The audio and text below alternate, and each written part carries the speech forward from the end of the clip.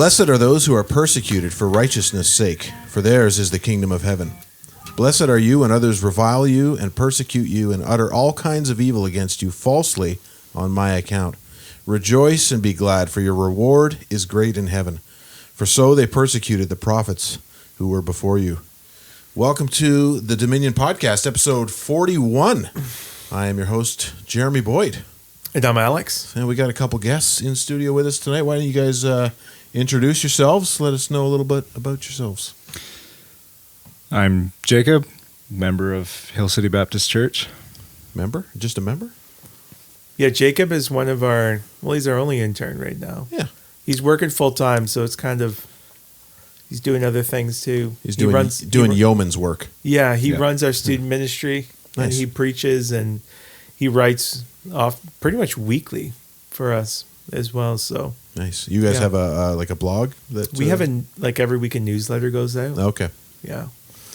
And this is Tristan. All right, let's get to tonight's topic.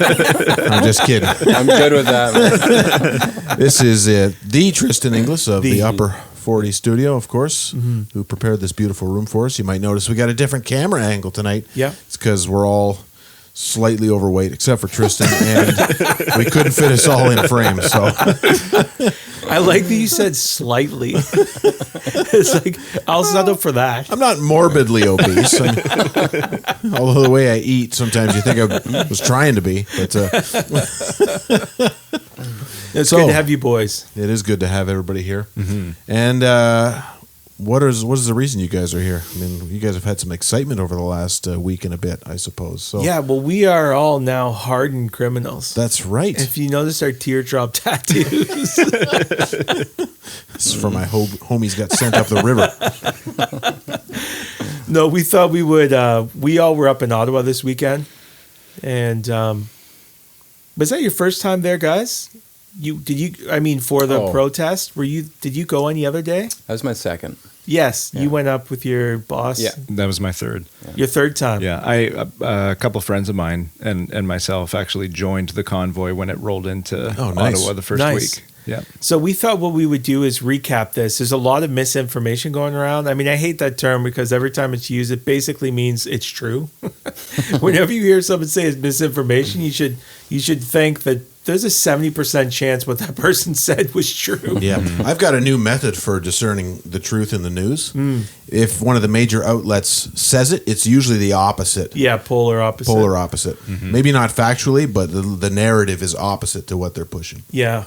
So I thought what we could do is maybe recap our experience. We were all arrested on Saturday. Not me. Not you. I'm a law-abiding citizen. Yeah. I didn't participate in these shenanigans. Yeah. So maybe we could talk about, maybe go back before that. And as we witnessed the protests from the ground before things got crazy and just share our experience, because the narrative of our prime minister and his propaganda machine in the mainstream media is literally the opposite. It's not just actually off or different. It's the opposite of what's true. And it was an intentional propaganda campaign against them. Well, so let me lay it out as people have probably heard it. Yep. And then you guys can sort of go through the points one by one and say why those are false. So basically what you've been hearing in the news is that there's a large group of MAGA-influenced, Trump-supporting insurrectionists that made their way to the Capitol and completely choked off traffic all through the downtown area. They were harassing people, harassing business owners, basically holding the city captive with the aim of overthrowing the government. Mm-hmm. And so the government had to step in and enact the emergency measures for some reason, because the normal law wasn't sufficient to disperse the crowd, which was threatening our democracy since they're trying to overthrow things. So how's that? That's a pretty good recap of the mainstream narrative. Yeah, there's the misogynist, racist, white supremacist, white nationalist. I feel dirty. I feel like I need to have a shower after saying that. Yeah. So we went down for ourselves. I went down on last Monday with my brother, and then I went down with Ben on Wednesday to Saturday. And when I went down on Monday, things were obviously a lot less a lot less. There's a lot less people than there are on the weekends on the Monday. But when I went down on Wednesday, because the trucker, the leadership of the convoy, put out a message on social media that they were concerned that the authorities were going to escalate things to violence and extreme measures, which they did. That their advice was for as many people as possible to make it to Ottawa, not as a show of force, so to speak, but actually as a deterrent. Right. Because the fact of the matter is that this convoy was made up of normal working class people. Mm-hmm. There were women and children and grandmothers, and I would say your average Canadian. So it wasn't militia guys. No. Dressed in camo. No, it wasn't that at all. It was actually a good cross section of working class Canada. And I mean, we saw this when we went to the bridge in Port Hope to see the convoy. There was 1,000 people on the bridge, and apparently every bridge from, the GTA to Brighton and further was full of people. All the way. Full of people. Yeah. And not fringe, not, radicals or extremists, literally just normal people. With unacceptable views. Yeah, with unacceptable views. And the crazy thing is, not only was this not a bad scene, it was the best scene you can imagine. Mm-hmm. Right. So we experienced that on the bridge. The patriotism and the kindness and the neighborliness and the joy and the happiness. I mean, I haven't seen that in years. And I don't think I've ever experienced that, even at Canada Day things. Mm-hmm. And when we went to Ottawa, that was just exploded. I mean, all of the food was free. So there was multiple food tents because people just came and set up, were making food. Like every morning we were there, we went, and there was a breakfast tent. And they were just giving away bacon and eggs on like a sandwich, like every morning, and coffee. Now, many people donated, which was so encouraging too. Like many people would give $20, $50, $100 for their sandwich to donate. I was actually I was at the Freedom Soup tent where they're just giving away soup all day. Freedom Soup. It's yeah. Freedom Soup is way better than commie soup. That's for sure. Yeah, because that's just potatoes and cabbage. Yeah, exactly. In a weak broth. Yeah, and maybe some beets. And I noticed when I was there on Monday, people who appeared to be homeless kept like fist pumping and saying, "Hey, thanks for coming and good to see you." And I remember thinking, "Oh, that's interesting." And I was at the soup kitchen, and one of the gentlemen I met earlier was there, and I heard him say to his buddy, he's like, "Wow, this is sure better than the soup kitchen." and they loved it. And you remember there was a fake news story about truckers and their protesters, robbing from the homeless. Yeah. Hey, by the way, truckers know how to pack supplies. Is what they do. They didn't come to Ottawa and then steal from homeless people. Yeah, they had enough food to last a lot longer than they lasted. Yeah. And they were actually feeding homeless people all week. And the homeless people I met were just so stoked that they were there. So when did you guys roll into town? Did you guys go up together? Well, no, we were up separate. You were up you went the night before. You went Friday night. Friday night I went up. And I wanted to obviously get down there as soon as possible after hearing the trucker kind of give the call out to everyone who can get down here. And we left Saturday morning early, drove through traditional Canadian terrible roads, and got there around 10 or so. Mm-hmm. I brought my family to the bridge, Port Hope, when the truckers are coming through, and I share the same sentiment. I never felt more proud to be a Canadian. Yeah. And it was just, I had to bring my kids there because it was like, this was a historical event, and to show them that, there are Canadians out there who care for their freedom. And it was actually emotional, just witnessing the vulnerability of all sorts of different people, just there on their basic, basic rights of being what a human is, and celebrating the truckers there. And I'm like, I personally wanted to go there instead of just being an armchair warrior and commenting from behind my screen. I actually wanted to go there and talk with truckers and actually have the on-the-ground experience, which I got. I don't know when you were out Friday night, I guess, with your friends. Yeah, but even to kind of go back to what you were saying too, I had the privilege of actually driving up with the convoy the first week, and that was an amazing experience. Like, many of the friends that were with me, we were kind of joking, like, wow, this is the first time in our lives that we realized, like, we've actually ever felt patriotic before, right? You just never realized how, I don't know, just sort of bland Canada was or had become, I guess, right? Until all of a sudden you were with thousands of other Canadians that cared about what Canada is supposed to be. And so anyways, we got to drive up with hundreds of trucks and kind of roll down the 417. And from there, we sort of broke off and found parking, and then took the subway in, just because we didn't want to get locked in the city.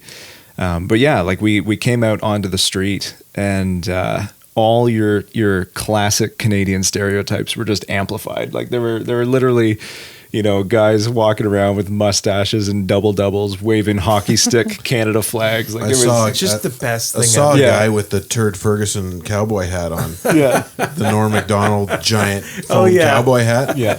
It's like, I like this guy. I'd like to meet him.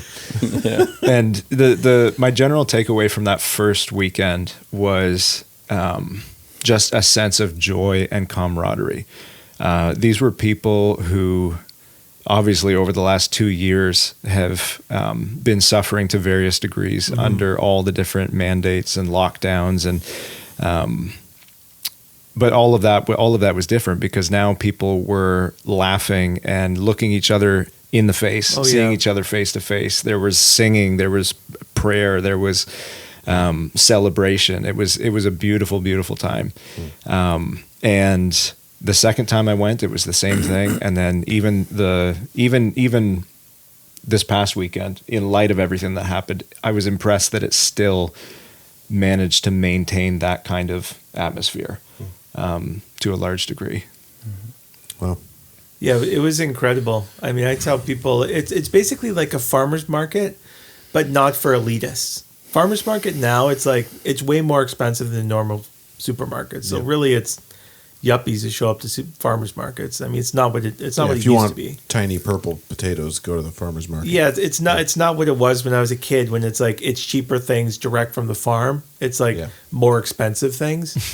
But if you picture literally like a farmer's market from 30 years ago, and just working class people, that's what but it was even better because everyone was friendly. It's because you were there to uphold and respect the dignity of your neighbor. Like, that's why people are there.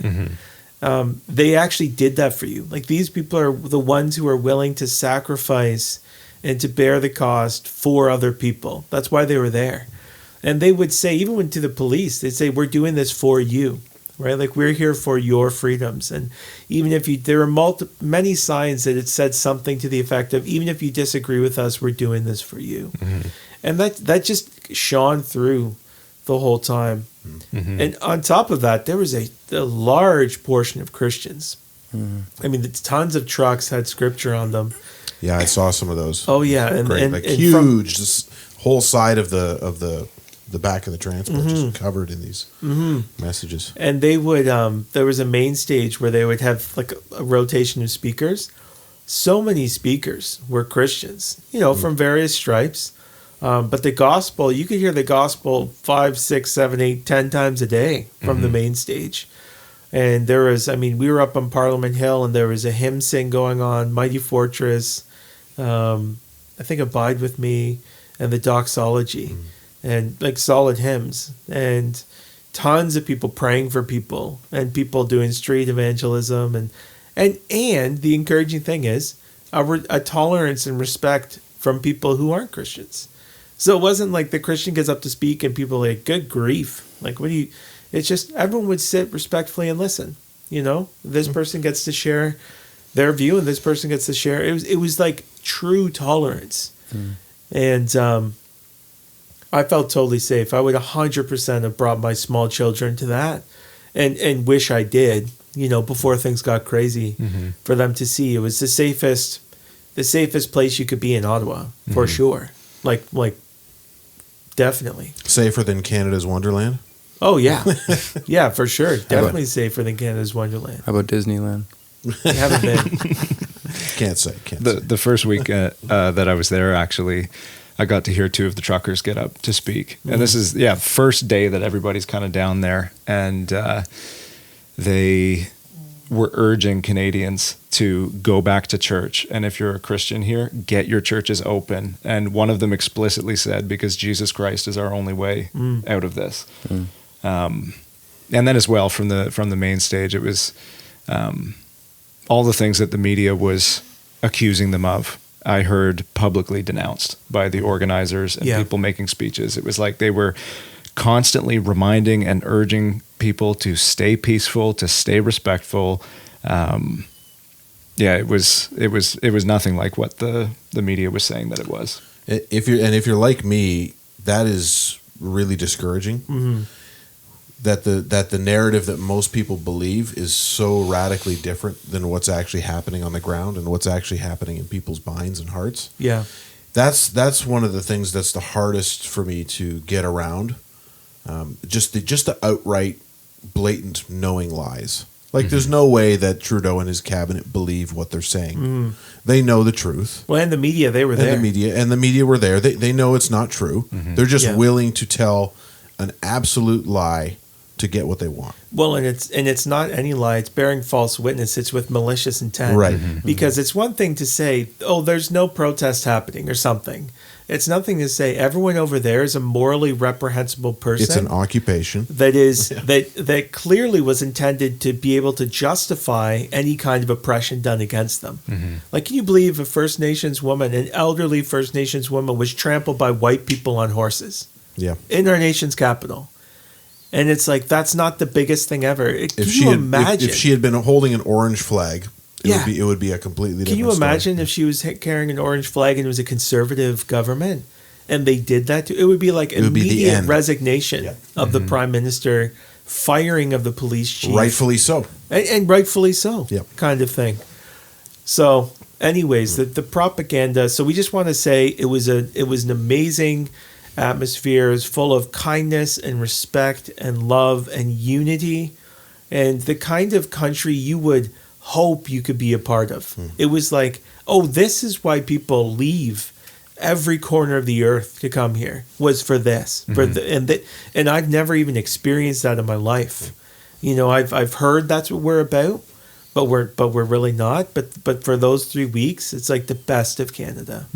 And you know, people of all races there and various religious backgrounds, and it was fantastic. The one image that really sticks in my mind, it was from near the beginning of the protests, where you had the young white woman with pink hair holding a sign about how everyone there is a white supremacist. Freedom is a white supremacist thing, and there's like a Sikh guy beside her talking about freedom and how awesome it is, and like he loves being a Canadian and all this stuff, and it's like, this is just so surreal. You're not even listening. You know.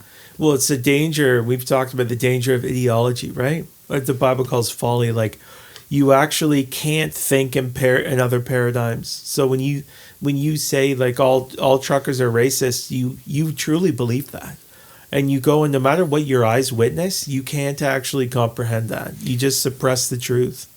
A good example of that, I was scrolling through Twitter after everything had kind of gone down on Friday, and that video of the elderly lady being trampled was being shared around, and a woman literally commented on it and said, the Ottawa police said there was no violence.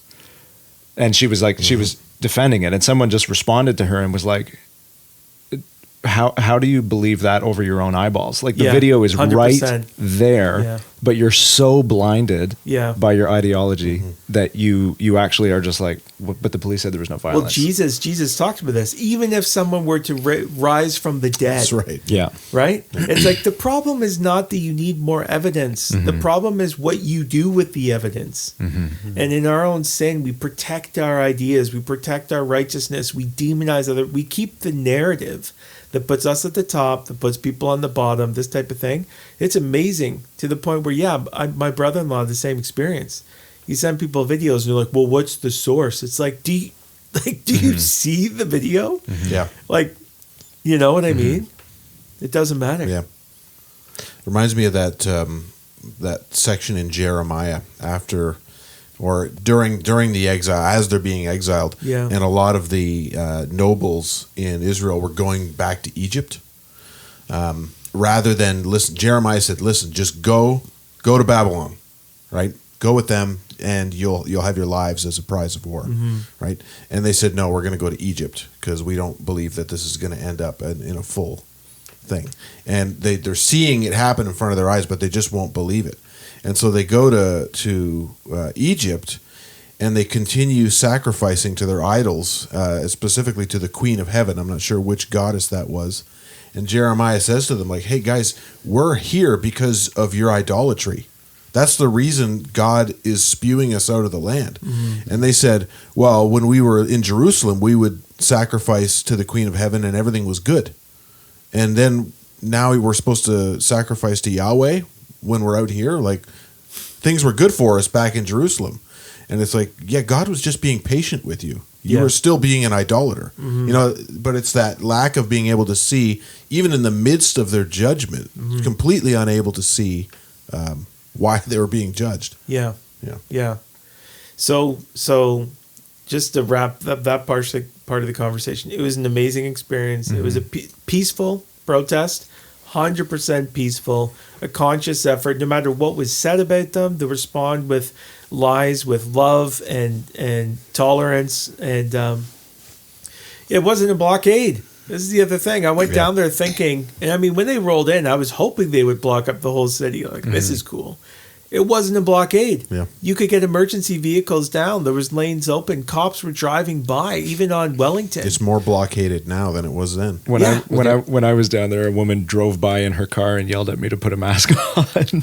Oh, Was she wearing one in her car? I don't know. I didn't get a good look, but yeah. But people were driving around in the downtown, and you could walk about freely. No obstruction at all. no. It's funny, the narrative we heard with that there's a whole bunch of angry protesters in camo and people blocking off roads. The irony of it is that was the police force. The police are the ones wearing the camo. The police are the ones actually blocking everything off. Yeah. And now they've stuck locks on fences. It's like, I think it's a bit backwards. Yeah. So peaceful protest, which is a necessary component of a functioning democracy, the ability for the people to express themselves without force. For as long as they want. Yeah. There's no statute of limitations. Exactly. So those are just the facts. And anyone on the ground will tell you the same thing. So then what happened on Saturday was, so we had been up Wednesday evening, Thursday, Friday, Ben and I, and we were there for the purpose of standing with the truckers so that if anything happened, if there was a clamp down, an arrest made, that we would say, you know what, we appreciate these men and women and their sacrifices. What they're doing is lawful. And if you are going to be a tyrant and break the law and destroy the rule of law in the city, then we're going to actually identify with them and stand and be counted. So, and they put out the call. Like they said, we need people, and we just saw it as our civic duty. And as Christian men, it's like, well, they give the orders, right? And it was the RCMP officer and a former military and a former police officer as well. And so I'm like, well, they know what they're doing, you know? So if they want citizens to come and peacefully stand on Parliament Hill, then we're going to do it. So we went down, and it was a tense couple days because everyone knew at any moment something could happen. And I think Trudeau, what day did he pass the Emergency Act? Monday. Yeah, it was Monday. It was this past Monday? It was a week ago. A week and a half ago now. Yeah. And then Wednesday, they put out the call to come to Ottawa. Okay. Now, he proclaimed it on Monday, but Right. technically Parliament is supposed to vote on it and pass it before it goes into effect. Right. But they started, I guess they started just using the Emergency Act right away, even though it hadn't. Well, the whole protest was done before they voted on it. Like the thing was over on Saturday. Well, yeah, they were supposed to talk about it on Friday and vote on it, and then just canceled Parliament on that day and said, No. "Well, Yeah, we don't really need to pass this thing. We're just going to act as if it's already passed. Yeah. Now, I heard, though, because I was confused about that as well, but somebody told me, and maybe you can verify if this is true, that when he invoked the Emergencies Act on Monday, it did come into effect. Okay. But it had to be ratified in a certain amount of time? Yes. Right, okay. Is that right? Is that I how think it that's works? how it is. Yeah. But either way, that was on the table when we Yeah. were down there. And we on the Friday, the police came out in full force, far down from Parliament. I don't know the streets.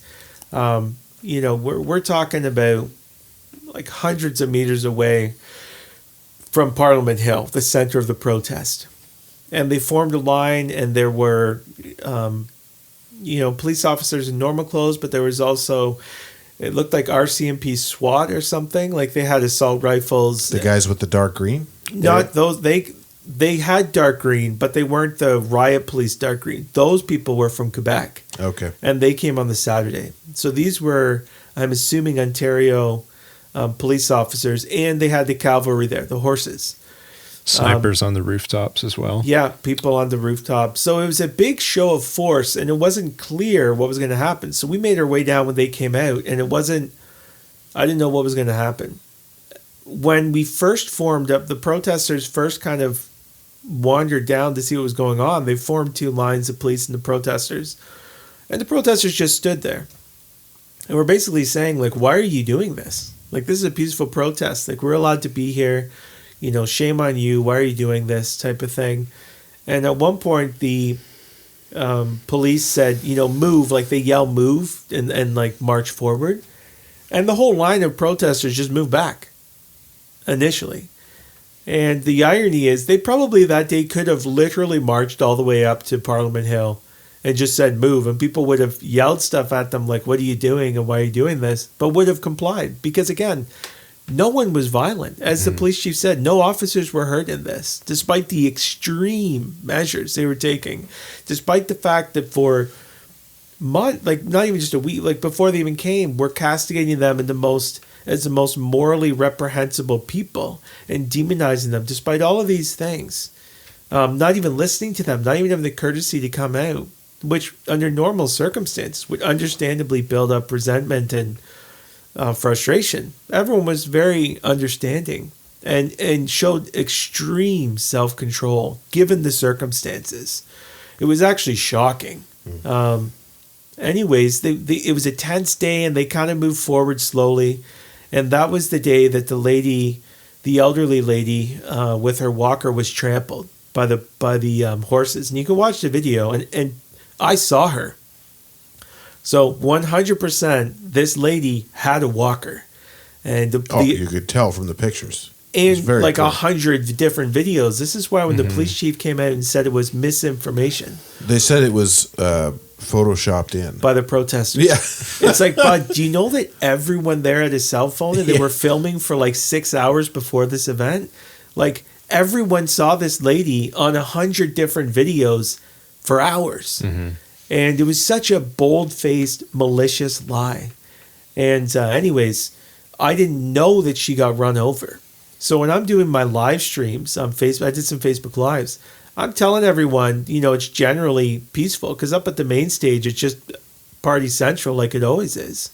I didn't realize that had happened until I watched the videos. So Saturday morning, we wake up. And so let me just stop for a second. Yeah. How many people were there on Friday? How many protesters do you think? I mean, Was it like 500? Was it 8,000? it wasn't 8,000. I mean, it could have been like 2,000 or 3,000. a couple thousand maybe. It's hard to even say if it's hard to judge. It was more spread out. It was more spread because it's a huge area, like all the way down the street. So it's hard to say, but not a ton. And they had been pushing the threats through the media that they would be implementing tactics they'd never seen before in the city, and that there was checkpoints and safe zones, and they were trying to deter people from coming in for the weekend, which they did an effective job of. So Saturday they ended at the end of the day. We finally went to bed because they did a blockade just past the Fairmont Hotel, still hundreds of meters away from Parliament Hill, and so we just thought, what was the point of today? Like, why did you just move from like way out of the protest area to just kind of, getting to the edges of it. What was the point of this? You didn't think they were coming further the next Well, day? it was hard to tell what they were thinking. So I woke up on Saturday and I looked at some live video of it. We were about 10 minutes away. And there was like 5 or 6 cops just standing there, like just normal police, just standing on the other side. They put a barricade up. So I thought, maybe they were just trying to clear out the street by the Fairmont, the famous hotel. So all the rich people could still not have to deal with the peasants kind of thing. Anyways, so we hit the road. We were going to check out of our hotel and went home. Once we got to Carlton Place for breakfast, we pull over and we see all the videos, and a fellow pastor, Steve Richardson, is putting up on social media that he was basically assaulted 3 or 4 times as he was moving away. He never confronted the police. He was actually trying to defend people who were being hurt. At one point, he knelt down with the trucker and put his hands behind his head to kind of be arrested. And they just laid the boots to him and started hitting him and stuff. And other protesters had to pull him out. He's not a big guy. And he was totally non-threatening posture and all of this. It was often as he was staying still or moving away. So we thought, we got to get back down there.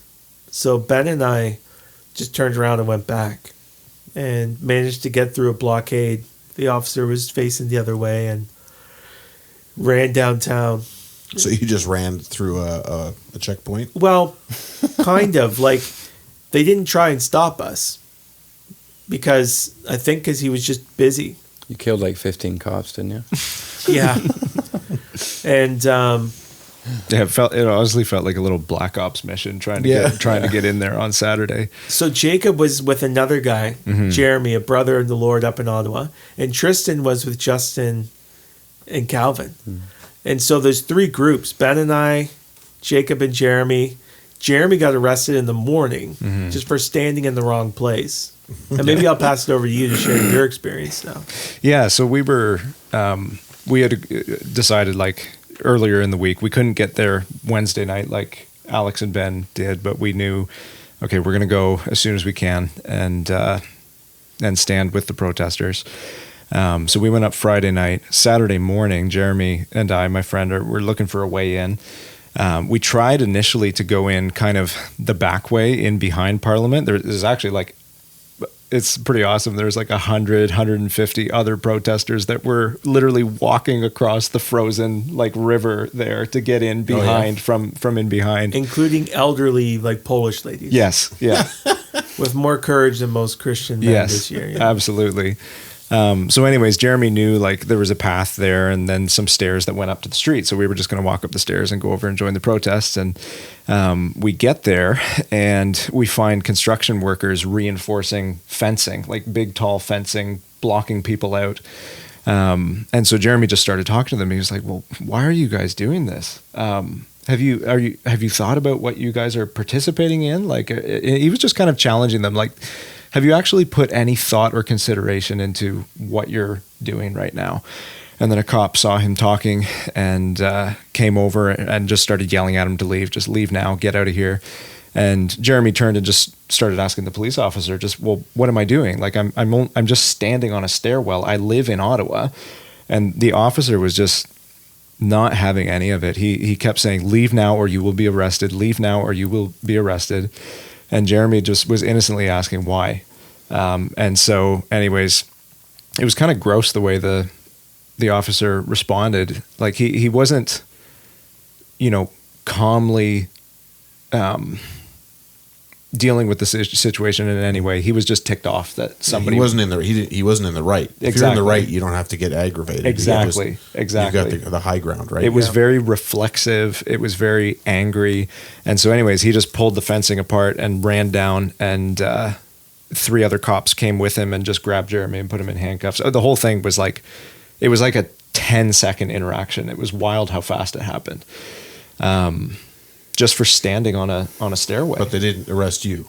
No, they threatened to. Jacob had already run the other yeah, I was already 50 feet away. No, I was filming. And he did come at me. And I asked for his name and badge number. He ignored me, told me to leave. I asked for his name and badge number again.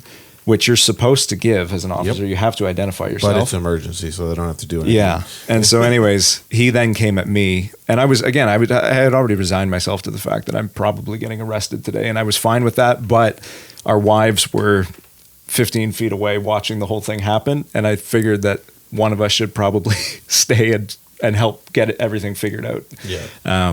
So I took a few steps back and said, okay, fine, I'm leaving. And so then we didn't hear from Jeremy for a few hours. I had no idea what was going on with him.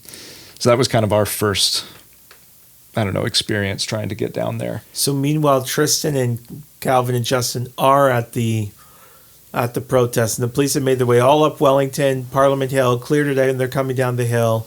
They're about, when we show up, they're about 50 to 100 yards. You guys were near the Westin Hotel, right? Yeah, I think so. We we parked in Chinatown, I think, and walked in. It was extremely hard to find a parking spot, but we found like a municipal spot, and you could tell everyone in that parking spot was a freedom-loving Canadian. This guy pulls up. He's from Alberta. He's like, "Is there any spots in here?" Like, I don't know, just pick a spot. We got to get down there.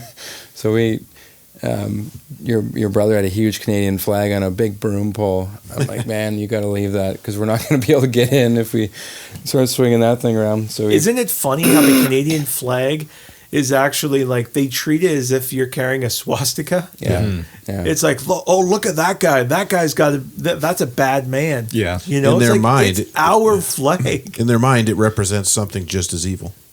Yeah, That's why Yeah. they hate our country. yeah. They hate Western culture. yeah. So we got down there, and between Bank and what's the one further up the road? The police started pushing down like a narrow corridor between Bank and or was it Rito? Wellington? My street. I can't remember what street I live on. So, but yeah, they were literally like sandwiching on both sides, pushing down, and at that point, you guys showed up, and Justin joined you, and me and Calvin were on the left side against the Parliament building fences, and There's a cavalry was there yeah, there's like a behind the horse. 3 rows of cops, and then behind them was the big military vehicle with the sound, that sound beacon that's supposed to blister your face. Your drums, yeah. Yeah. Did they use that? No, No. and they wouldn't have because there's a lot of police didn't have ear protection on, so I think it's just intimidation. I wouldn't put it past them at that point. So they start pushing over, and then you guys were to the right, and my brother Ben comes up to me and says, "We're going to be pulling back." And in typical Ben fashion, he's just kind of a vague, like, in his words, that meant come over here with us. And I was just like, no, I'm going to stay with Calvin because I thought you guys were leaving. So what we had decided to do is to take a knee by the barrier because the horses couldn't get through. They couldn't trample us through a barrier, so they wouldn't use Right. them. And it would be a non-combative thing, like we're just sitting here, Anyways, we sent Ben to tell him, and the message that came across was "run for your life" or something. So it's not what we meant. So they stayed.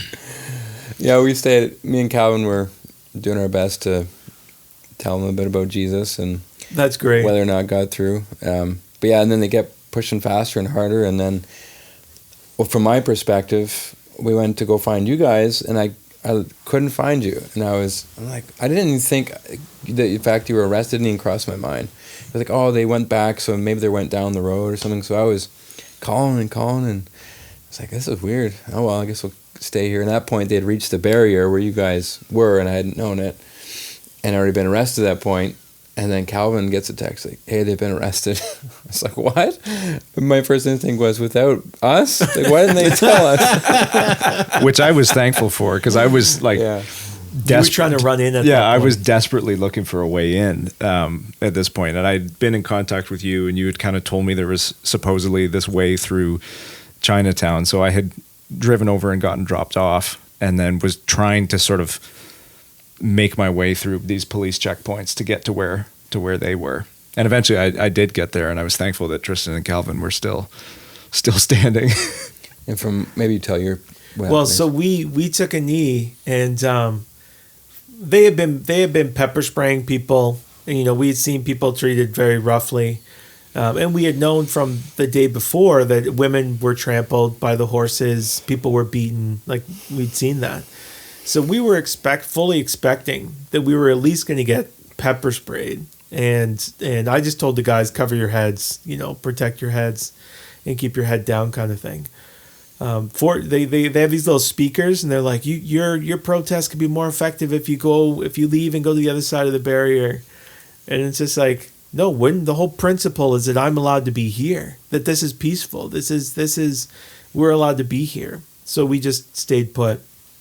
Anyways, they're like, you're going to be arrested. And I said, I know. And he's like, do you want to be arrested? And I just nodded like, well, I'm not leaving. So they arrested all three of us. And interestingly, one of the police told Ben, they patted him on the back and said like, good job. And we're proud of you guys and stuff like that. So weird. It's so weird. And it's also like, I almost don't really respect that. No, I don't either. It's like, you shouldn't be here then. Like, you need to do something. Mm-hmm. It's like all the conservatives. Disconnecting what you believe from what you're doing. Yeah, it's like, I don't really care what you say. You know what would have been powerful if y'all just actually, the day they cancel Parliament, which was obscene, you should have gone to Parliament. Yeah. And if you're not going to go to Parliament, you should have come out and taken a knee. Is what you should have done. Or for the previous 2 years, if you'd been actually being the opposition and giving a voice to the people, that'd be something too. Yeah. But, so we were arrested. We were put in the same truck. There's two sides, and Justin and I are in the same side, and then Ben's in the other. And Ben got to share the gospel with the people he was in the van with. And we had great chats with the guys we were in with, and they dropped us like way out of town. Unfortunately, we were together, and we just called Jeremy, the same guy who had been arrested earlier, and he just came and picked us up. He'd already been released. Mm-hmm. So then you guys, you heard we were arrested. So Calvin was in a frenzy trying to phone people, see where we could find you guys, where you're being taken, and we ran up to a police checkpoint and asked, like, hey, our friends got arrested, where they'd taken them. And he's like, well, I don't really know. Maybe you could check the Ottawa police station there. So we weren't sure what to do. We were definitely came to a point where we were conflicted. One side was, well, how are we going to get vehicles to you guys? How are we supposed to not get arrested so we can help out with you guys what you guys couldn't? So we were conflicted. Then Jacob showed up, and we definitely had a conversation like, what should we do? In one sense, we all knew the risk going there. It's not like it wasn't a fear crossing our minds. Right. It's more just a practical side. If I'm honest with myself, there was a bit of am I doing the right thing? That did come through my mind quickly. Am I doing this just because my brother and Alex and Justin did? And I am thinking through that at the moment. I was thinking, well, our church has been following our eldership for the past 2 years. And, our church has gone through some pretty rough times. And I've never been more glad the past 2 years eagerly following, the shepherds put over us. So I thought, this isn't a sinful inclination to want to follow the good example of our brothers.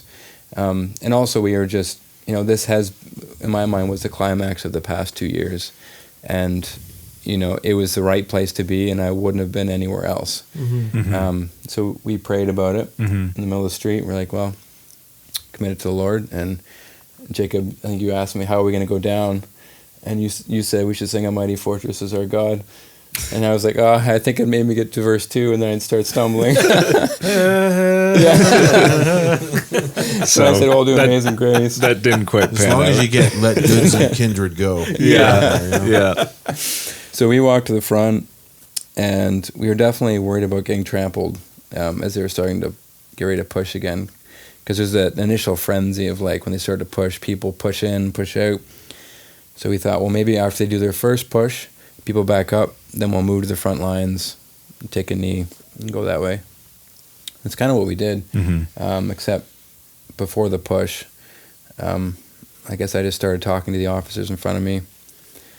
I had a good chance to, speak about the freedom in Christ, and I was struck by I think each and every one of us came away with very specific images that will always be locked in our mind. Mm-hmm. For me, it was looking the police in the eyes and just seeing their humanity, their frailty.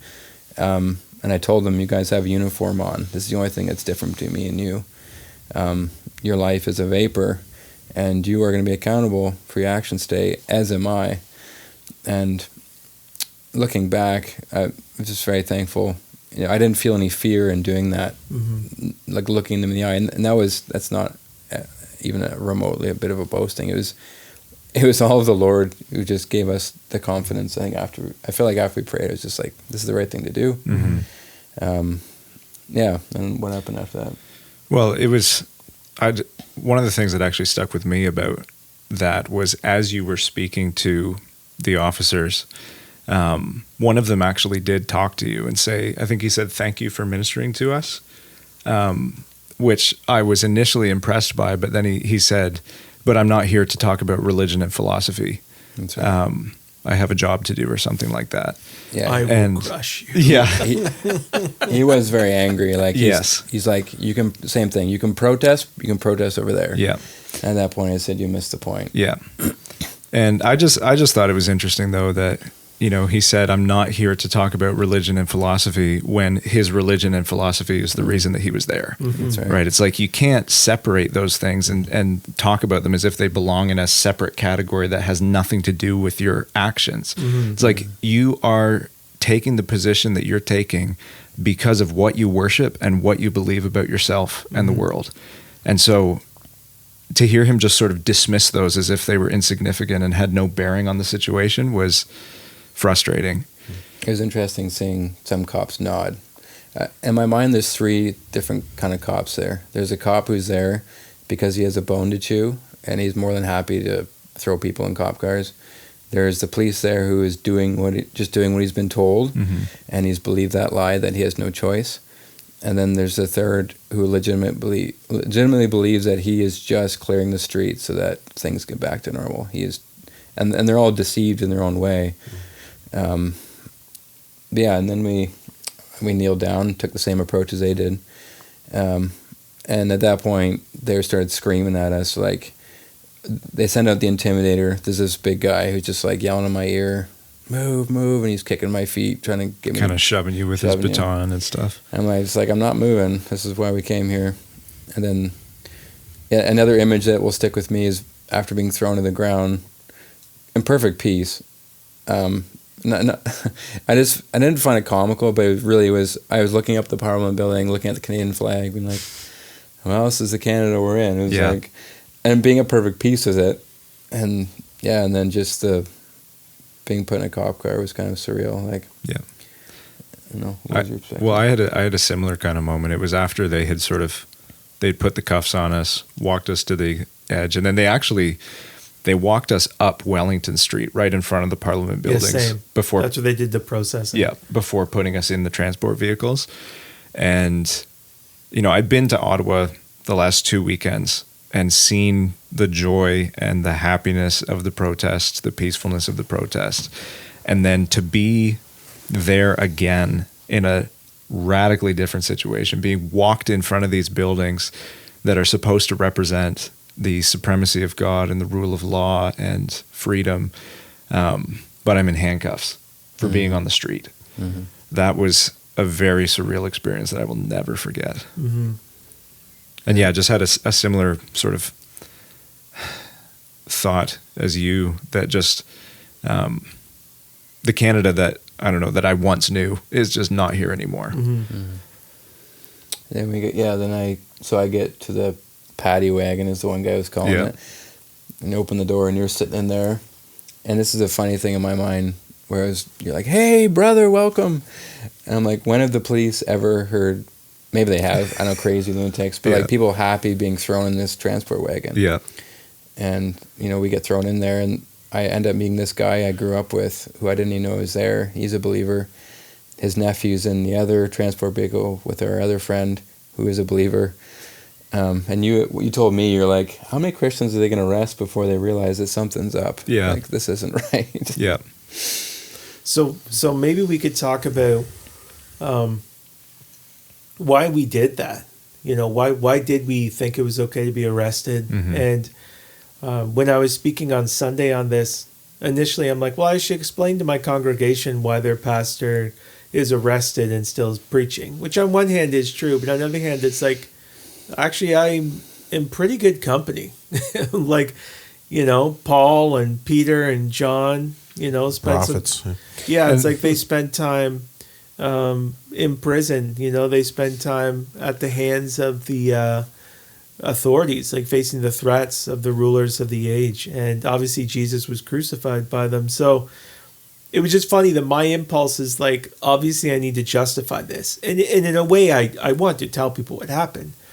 But it's like the fact that that a Christian man is arrested for, a cause is not, it shouldn't be like an automatic, oh, you must be disqualified, or that must be a sign of a character flaw or sin or something like that. It could be. But it might just be that you are walking in righteousness. So for me, a big reason I was there was to stand with the oppressed. It says in Psalm 10 that the Lord hears the desires of the afflicted, and he gives justice to the oppressed and the fatherless. And I think, sadly, a lot of conservatives, in their desire to kind of distance themselves from a social gospel or woke stuff, don't. They need to recognize that social justice, as far as justice towards your neighbor, is a biblical concept, and it's actually a part of the character of God. It's who he is. That he is, not only is he aware, he has a unique ear towards those who don't have the ear of those in power. And many people over the last 2 years have been severely abused by those in power. And it is what we see in this time is what Paul called it's the utter contempt that the ruling class has towards the lower class people and the working class people.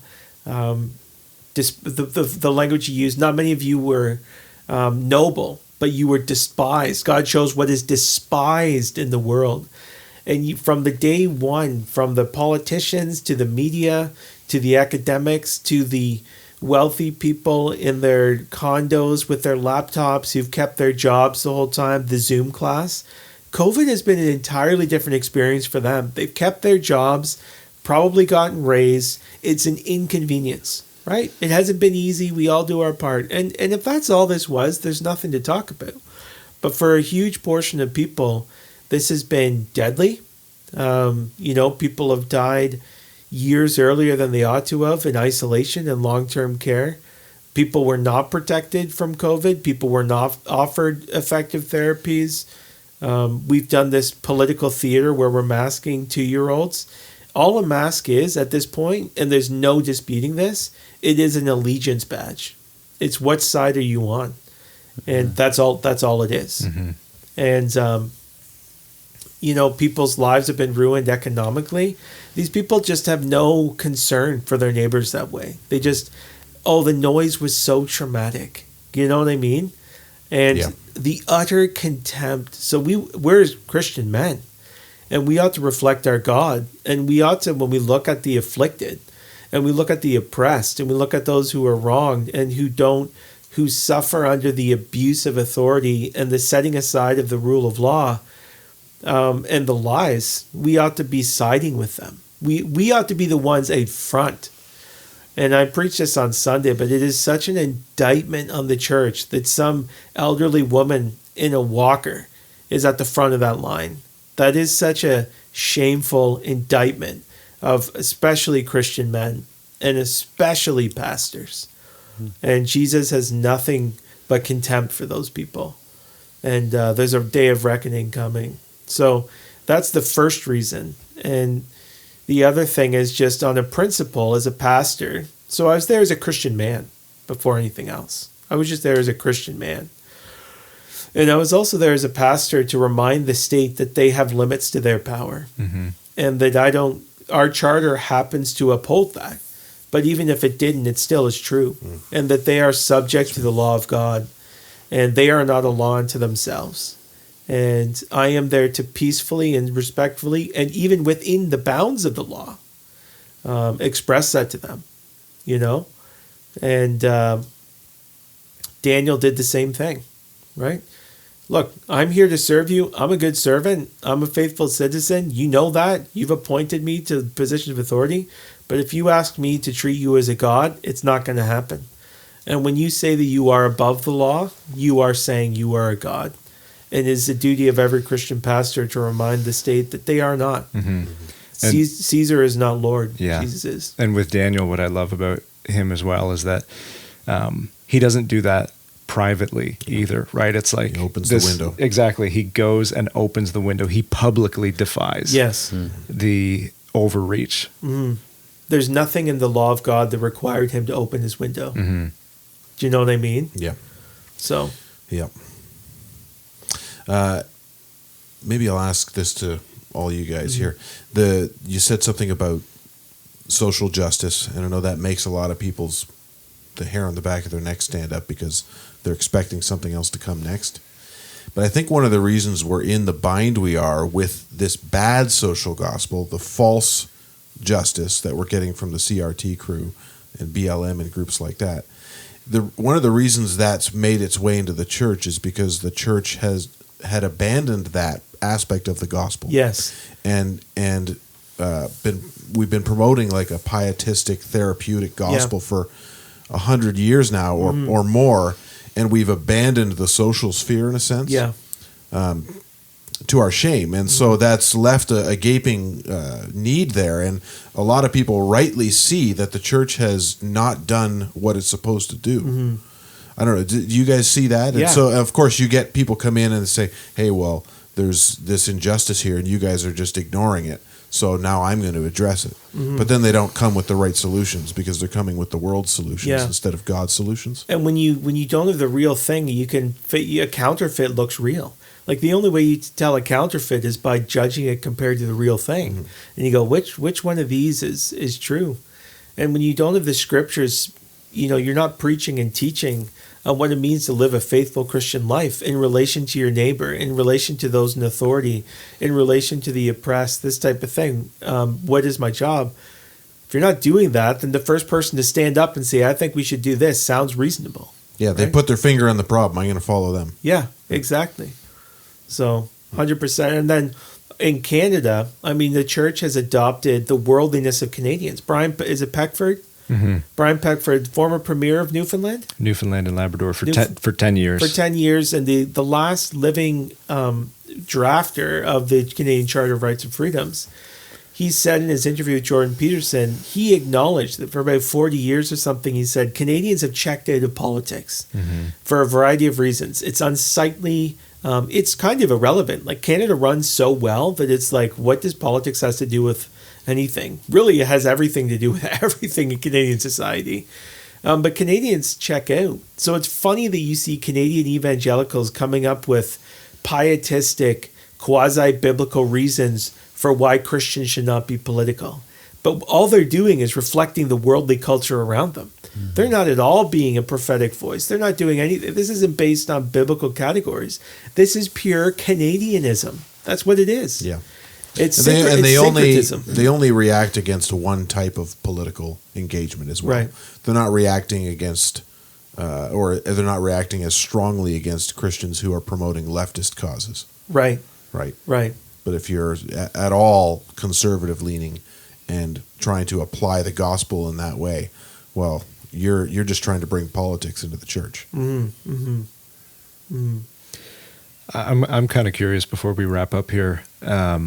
What are some of the takeaways for you guys and your experience of the last 3 weeks as a whole, but then maybe also in particular the last weekend? Well, the text I preached on Sunday, where Jesus had compassion on the crowds, they were like sheep without a shepherd, and they were abused by their leaders. And I just think Christians ought not to have the contempt of the world towards people. They ought to have the compassion of Jesus. And that there is Jesus ends that by saying pray to the Lord of the harvest, because the harvest is plentiful and the laborers are few.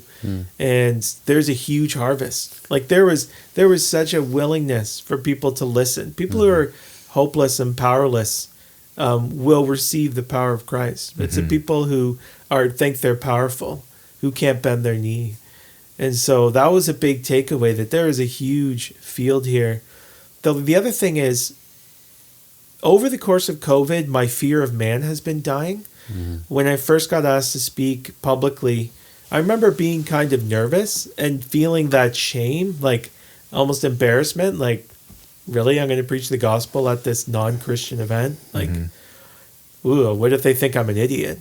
And I remember it's like, wow, that's an awful thing to think, you know? It's like, what are you going to do? Just always preach to Christians? Like, and it was just a shameful fear. And so I had to put that to death. And as we did that, it died. But something this week in Ottawa died, and that I don't care at all if people don't like that I did that. I mean, I listen to my elders, I listen to my wife and Christian brothers, you know, where I'm accountable to people.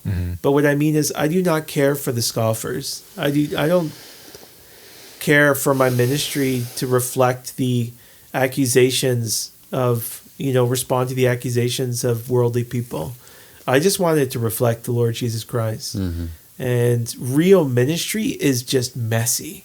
Real ministry is like the back of a paddy wagon with, you know, a rough crowd. And that's just what ministry looks like. It doesn't look like the respectability that you know, of our culture. It doesn't look like cultural capital. It doesn't look like everyone claiming the name of Jesus is so proud of you. You might take a lot of criticism and contempt. And I just reached a place where I don't care. And you know how many people have reached out to me who are totally overlooked people just thanking me? It's not upper middle class. I don't just mean economically. I just mean like you're culturally, you are buffered from these things. It's the people who face the consequences of these things that say, hey, thanks for doing that. You know, thanks for standing up for us.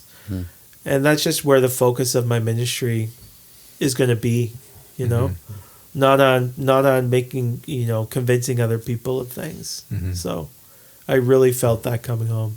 What about you? I think for me, well, there was one experience that I had that I think will stick with me for the rest of my life, and it was running into those two Polish ladies that you mentioned earlier. This was after Jeremy had been arrested, and we were kind of making our way back to the vehicle, and we ran into these two Polish ladies who had bussed in from Toronto to be there. Wow. They're probably in their early 60s. And they're almost frantic, like they're hurrying along, frantically looking for a way to get in. And they said to me, they asked me if I knew a way in. I said I was looking for one, and they said, we heard they're tear gassing the protesters. We have to get down there. These like elderly women, right, who had bussed in from Toronto and who had spent the last 3 days working at one of the churches downtown, making meals for the truckers and the protesters and caring for people. I was just so impressed by the courage of those women and the courage of so many of the people who I met on Saturday. And courage begets courage. Like I found that, you know, I was saying to Michaela, Jacob Leeming does not naturally go to confrontational kind of environments like that. I like to make a coffee and read a book on a Saturday afternoon. That's my ideal Saturday afternoon, not facing down a row of riot police. But by the grace of God and the help of good men, that was something that I was able to, and I'm thankful for that I was able to participate in. And so I think one of the things that I did take away is that we need each other. We need the body of Christ to be courageous and to stand for righteousness. And we need to do that together. And then the other thing as well that I've just been thinking about is that truth matters. And whoever is running the Ottawa Police Twitter account is a liar. And you know, we've been living in this culture of relativism for a long time without actually feeling the full effects of it before. Like before, it's just you have your truth and I have my truth, and leave me alone so that I can do what I want to do and that kind of thing. But up until this point, no one has really been harmed to a certain extent. It's like you can ruin your own life that way. But now we're seeing it where, because there's such a blatant disregard for the truth, now you can just label people, you can just lie about people and then punish them for it. Like the federal government mustering as much power as it possibly could for a state-sanctioned witch hunt. Yeah. Right? It's like, that's where a disregard for truth has led us. And now we're starting to see just how harmful that idea can be. Mm-hmm. And we need to repent for that. Mm-hmm. So those would be two things that I've kind of taken away from it. What about you, Tristan? I think in line with what I've been reading recently, in Hosea, Hosea says, "Those who sow the wind will reap the whirlwind." So with me, it was the vanity of